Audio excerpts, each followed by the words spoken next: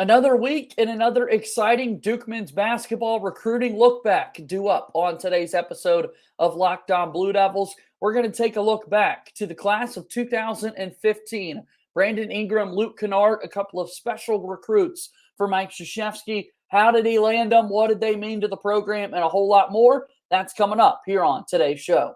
You are Locked On Blue Devils, your daily podcast on the Duke Blue Devils, part of the Locked On Podcast Network, your team every day.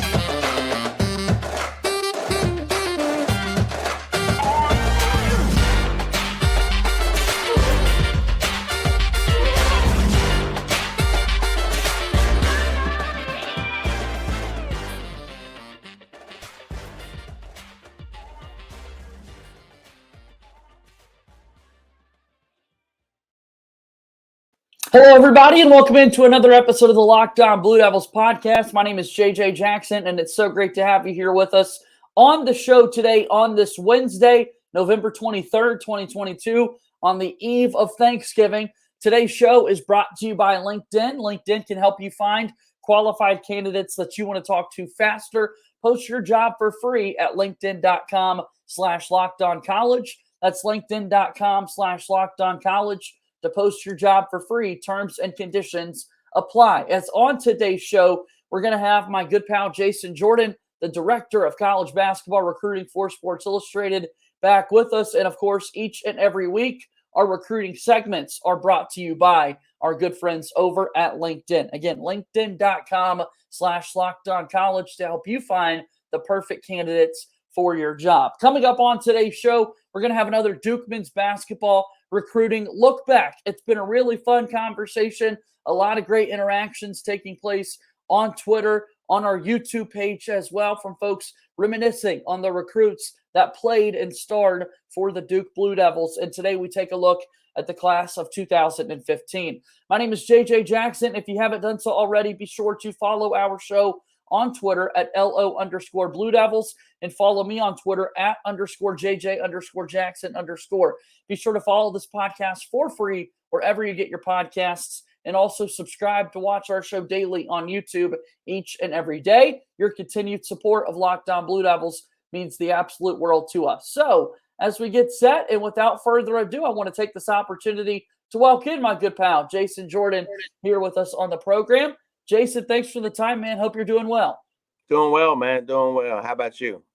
Can't complain. Feast week is here in more ways than one. We've got a lot of good basketball games to watch in college hoops, and then everyone loves the Thanksgiving holiday as well. So what you like this week in terms of the games that are being played and all the big tournaments that are taking place in college basketball? Oh, yeah. I love it gives me the March feel because they're earlier start times, like so Right. that we're watching basketball in the afternoon, which I think is great. I love watching basketball when the sun is out. It's just, I'm an East Coast guy, so it doesn't happen quite often. So Right. yeah, I'm loving that. I like that. Yeah, us East Coast guys from time to time, we saw a pretty awesome game to start the year last week between Duke and Kansas in the Yeah. Champions Classic. But Jason, by the time that game started, it was, almost Yeah, 10 p.m. Eastern. I mean, they're tipping absolutely. these games off late. So I'm Right. right there with you. Anytime we can get some afternoon hoops, that's a win for everybody. Absolutely.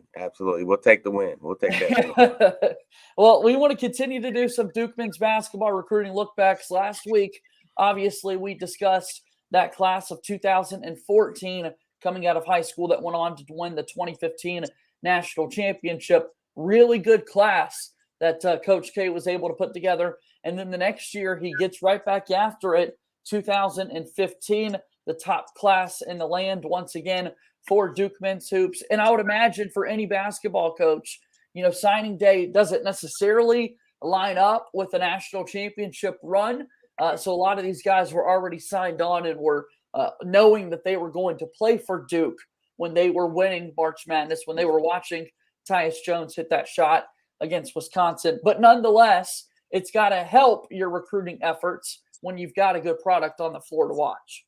Yeah, absolutely. I mean, that's there is there is no better pitch than TV exposure and marketing and things like that. And so, the further you go, the more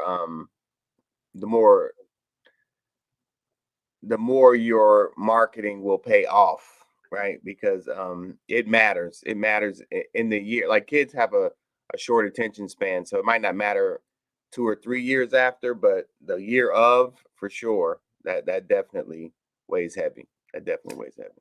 So as we take a look at the class of 2015 for Duke, again, a top class that featured commits from Brandon Ingram, Luke Kennard, Chase Jeter, Derek Thornton, Antonio Varenkovich, all these guys coming together, put together a great class for Duke men's basketball. We're just going to focus on two of those guys, the two most significant. Several of them ended up transferring away from the program, and somebody like Antonio Varenkovich didn't really contribute much on the floor for the Blue Devils. But specifically, when you take a look at somebody like Brandon Ingram, I mean, he was someone that was well known throughout the state. What a prolific high school career he had there in the state of North Carolina. Talk to me about high school Brandon Ingram and what you remember, Jason. Yeah, just very dominant. What you see him doing now, he was doing against everybody. He's always been very consistent. Always had the next big thing hype here in North Carolina. Everybody knew that he was going to be a star. 6'8", long, dunking on everybody, attitude. I mean, he's from Kinston. If you know anything about North Carolina, Kinston breeds some tough guys, and Brandon is definitely falls in line with that. But always been very dominant. Always been consistently dominant, even at a young age. He was doing this in the 9th grade, 10th grade. So the thing that always stood out to me was how he was able to be consistent as he leveled up, because he always played up, but as he would get 9th, 10th, it was the same consistency, same dominance, no matter who he played against, no matter the setting. He could play against because he played high school back, which is kind of unheard of now. When you're like a top 10, top 15 kid, you're usually going up to Montverde, some NIBC school. But he was at Kinston, and so he could have played it. Obviously when you're playing local high schools, the competition isn't great, but he didn't care. Like he would, he played national games and he would dominate them, but then he would play against regular teams. He killed a gnat with a sledgehammer. 100%. That was his mentality. And I was one of the things that always stood out to me about him. Yeah, I mean, obviously you mentioned Kinston and the product and the guys that they've had come through their school. It's until Brandon Ingram came along, there was a bit of a Tar Heel lean out of those Kinston players. Brandon Ingram kind of shift the narrative there. Yeah, Stackhouse being one of them, and Reggie Bullock, of course, there from Kinston. And I got to see that firsthand, Jason. You take a look at his freshman and sophomore years for Brandon Ingram at Kinston High School. My dad was the high school principal at Cuthbertson High School, who went on to the state finals to play Kinston back-to-back years. Cuthbertson had Shelton Mitchell as their best player, who went on to play at Vanderbilt and then transferred to Clemson a little bit later, and felt like we were going to win a couple of state championships back-to-back, and then Brandon Ingram and the boys made a surge in the last 2 minutes. The games were nearly identical for 2 straight years, and Ingram won them. And then he also went on to win his junior and senior season. I'm glad you mentioned kind of high school hoops in North Carolina. How underappreciated or are they properly appreciated, just the level of play that you get at that NCHSAA level? Oh, no. I think North Carolina is definitely, now they call it the Hoop State. I think they have the Hoop State Network and all that stuff. And I think that's great because, so many dominant players come from North Carolina, and then they ship off, especially now. You even look at, current day class, they've lost so many of the top prospects in the country. They're gone to IMG and NBA and, all these NIBC schools. But, I would say Georgia and North Carolina. Georgia gets his props, but I don't think North Carolina gets their props for being one of the most intense high school, from a competition standpoint on all levels, 1A, 2A, 3A, 4. You go to championship Saturday you just go to the Dean Dome or go to NC State and watch the championship games. It's always a barn burner and always great atmosphere. We love hoops in North Carolina. Yeah, you know that. Just the settings that you get to, now on a lot of state championship runs, you're playing the Elite Eight and Final Four at times in the Greensboro Coliseum, which you've seen forever. in the ACC tournament, growing up in the classrooms, and at tournament week, you're getting the TVs rolled in to watch it. And then, like you said, you're rotating between getting to go see your team play at NC State or UNC. I mean, it definitely is for a state that prides itself in college basketball. There's definitely a grassroots level that benefits from that as well. Yeah, it's a culture. Like, to your point. I mean, who's like, not many states are rolling in the TV in March, but that's a fact, like, and them teachers are trying to fill out them pools, and so, they got their gear on that day, and they encourage students to wear whatever team they want to wear on in March. It's fun, man. It's I think we had the best upbringing, just being in the hoops mecca, I think, for college hoops for sure. Let's get set to take our first break here on the program, and then we'll get more into high school Brandon Ingram, what he was like as we move forward here on today's episode of Locked On Blue Devils. These days, every new potential hire can feel like a high-stakes wager for your small business. You want to be 100% certain that you have access to the best qualified candidates available. That's why you have to check out LinkedIn Jobs. LinkedIn Jobs helps you find the right people for your team faster and for free. Add your job in the purple hashtag hiring free to your LinkedIn profile to spread the word that you're hiring. It's why small businesses rate LinkedIn Jobs #1 in delivering quality hires versus leading competitors. LinkedIn Jobs helps you find the qualified candidates you want to talk to faster. Post your job for free at linkedin.com/lockedoncollege. That's linkedin.com/lockedoncollege to post your job for free. Terms and conditions apply. Continuing to move forward here on today's episode of Locked On Blue Devils, JJ Jackson alongside Jason Jordan, the director of college basketball recruiting for Sports Illustrated. So Brandon Ingram coming out of Kinston High School. We mentioned the North Carolina ties that program had, but Mike Krzyzewski and Duke were in on him early as well. And that was the talk of the state for a few years running there as he got later in his basketball career. Jason, was Brandon Ingram be a Tar Heel or going to be a Blue Devil? Yeah, so that I remember that distinctly. You know what's funny? When I think about Brandon, I remember talking to him at the McDonald's game, and so McDonald's was trying to give me Brandon. I said I want him one-on-one. I don't, so they were like, okay, we'll set you up. And I remember it was after the dunk contest, which was the Monday, and so they were like, it was at night. So they, McDonald's always great. All my McDonald's people are great. So they were like, we'll give them to you at night. And I was like, okay, great.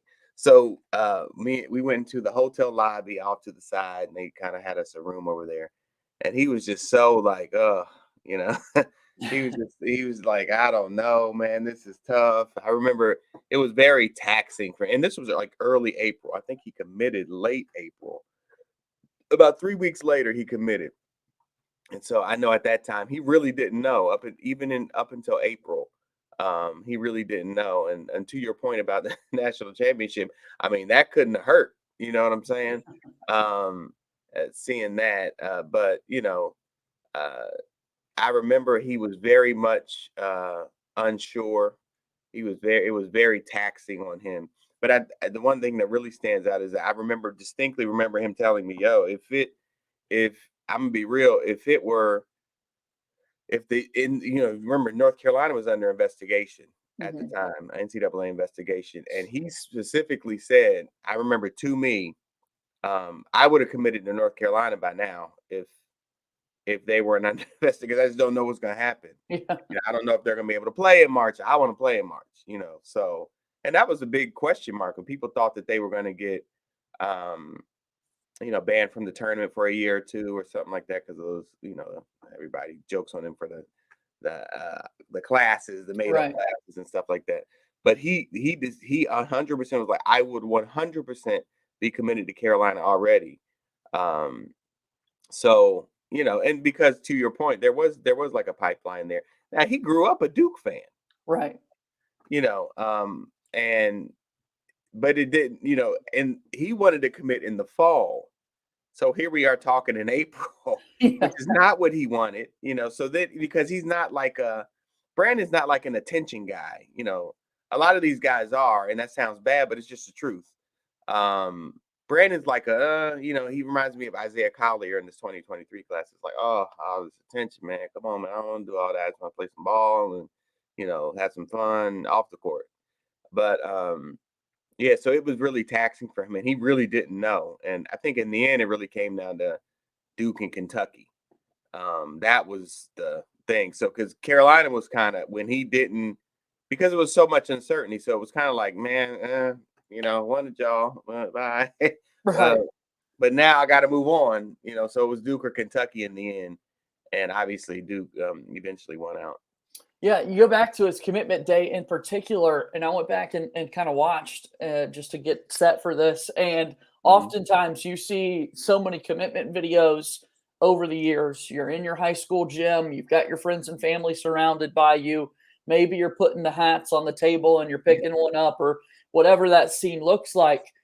Brandon was like in a full suit and tie, Jason. Yeah. I mean, he showed out for the big time. A lot of these guys just, I've got this jacket, I'm going to take it off, and there's a T-shirt with the look for the school. But B.I. was like, let me go full suit and tie, man. Yeah, man. Yeah. He was clean. He was clean.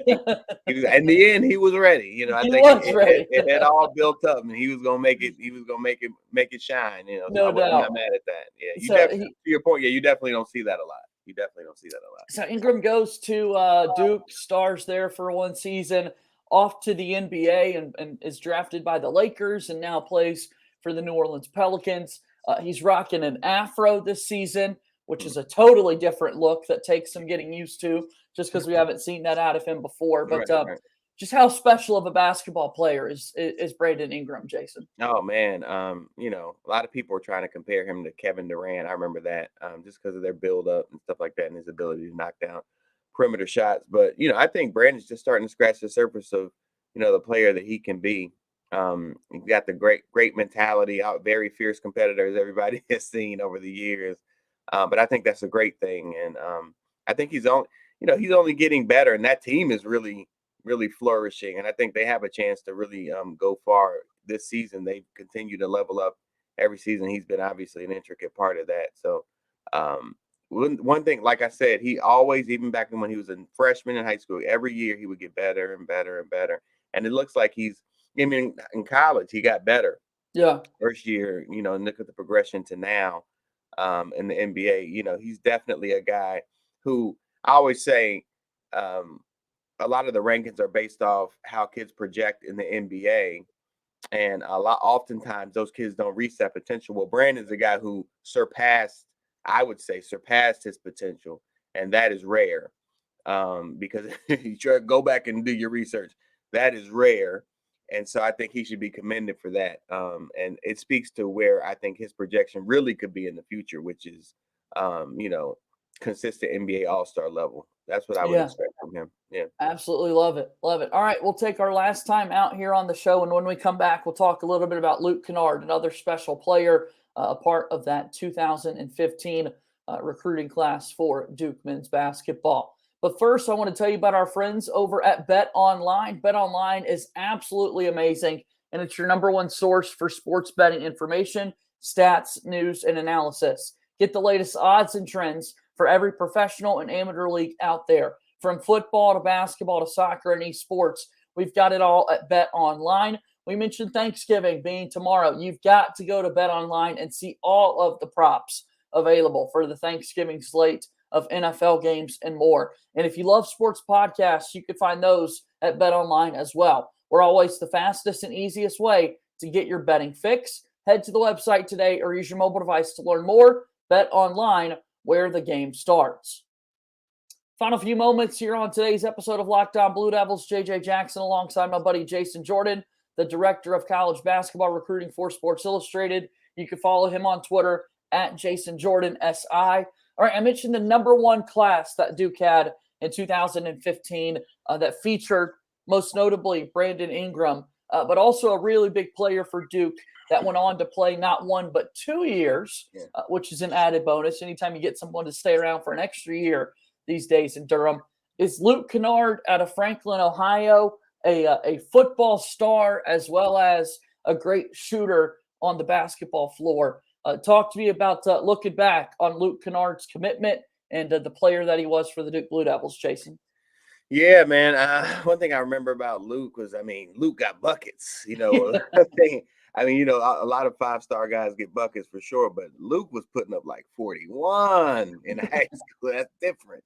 That's different. I don't care who you're playing against. We say this all the time, like, oh, well, he wasn't playing against competition. And I'll give you that if the guy averaged 25 to 28, But I always say 20, and this will make sense, but averaging 30 is like 25 to 30. Okay, cool. He wasn't playing. When you average 40, listen, let me tell you, 40 is 40. 40 is 40. Yeah. 25 is not 25, but 40 is 40. I don't care. That's a transferable skill set. I don't care what you say. He's making shots under heavy duress. You know what I mean? Like, that was his specialty. He averaged 10 rebounds too. And you can see even now, contributing in the NBA. That didn't shock me at all. I remember the thing that stands out to me about his recruitment was, I remember at one point Kentucky was the perceived lead. I remember I talked to him and his parents a couple times at EYBL and different stuff like that. They didn't say Kentucky's our favorite, but that was the thing. Like, his dad played college ball and he grew up a Kentucky fan because of Tayshaun Prince, which, if you watch them, both southpaw, right, snipers, and they do a lot of different things on the court. So, but he committed. He popped early. He popped March of 14. Mm-hmm.